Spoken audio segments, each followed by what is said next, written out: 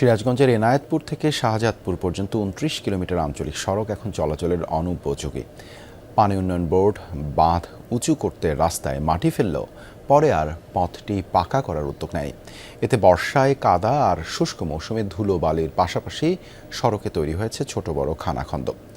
চলাচলে ভোগান্তি পোহাচ্ছেন দুই উপজেলার ২০ গ্রামের লক্ষাধিক মানুষ। ৪৫ বছর ধরে কোটি মানুষের আস্থায় পাইপের বস আরএফএল পাইপ। কাদামাটির এই রাস্তা সিরাজগঞ্জের এনায়েতপুর শাহজাদপুর আঞ্চলিক সড়কের প্রায় ১৫০ কোটি টাকার উন্নয়ন কাজ এখন গলার কাটা হয়েছে এই পথে চলাচলকারী লাখো মানুষের।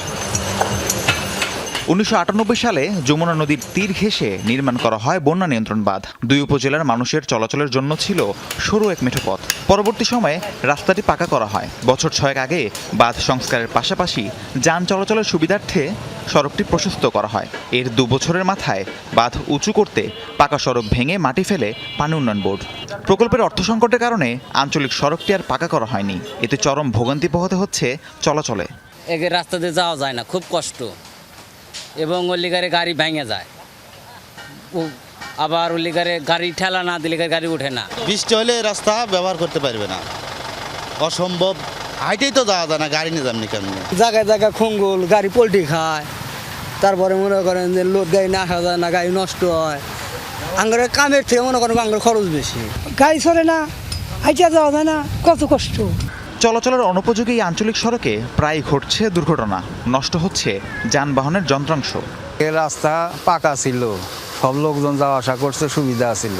এখন তো বিরাট অসুবিধা হয়েছে। এখন তো মানুষজন ভ্যান নিয়ে আসতে পারে না, গাড়ি নিয়ে আসতে পারে না।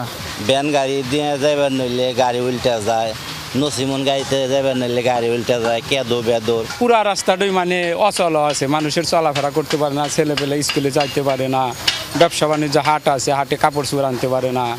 সড়ক ও জনপথ বিভাগ বলছে রাস্তাটি পাকা করার জন্য ঊর্ধ্বতন কর্তৃপক্ষের কাছে জানানো হয়েছে। বরাদ্দ মিললেই শুরু হবে কাজ। ১-২ কিলোমিটার রুট হলে আমরা আমাদের ভিতরে করে দিতে পারতাম, কিন্তু এটা তো ২৫ কিলোমিটার রুট হলো মাটির রুট, এবং এটা সড়ক ও জনপথ তার একটা নির্দিষ্ট স্ট্যান্ডার্ড আছে, সেই স্ট্যান্ডার্ডই করতে হবে। তা আমরা ওখানে বর্ষাকালে যেহেতু ওখানে মাটির রাস্তা, একেবারে কোনো লেয়ার থাকতো না, আমরা কাজ করতে পারতাম। মাটির রাস্তা এখানে আসলে বেসিক্যালি প্রকল্প ছাড়া এটা শুরু।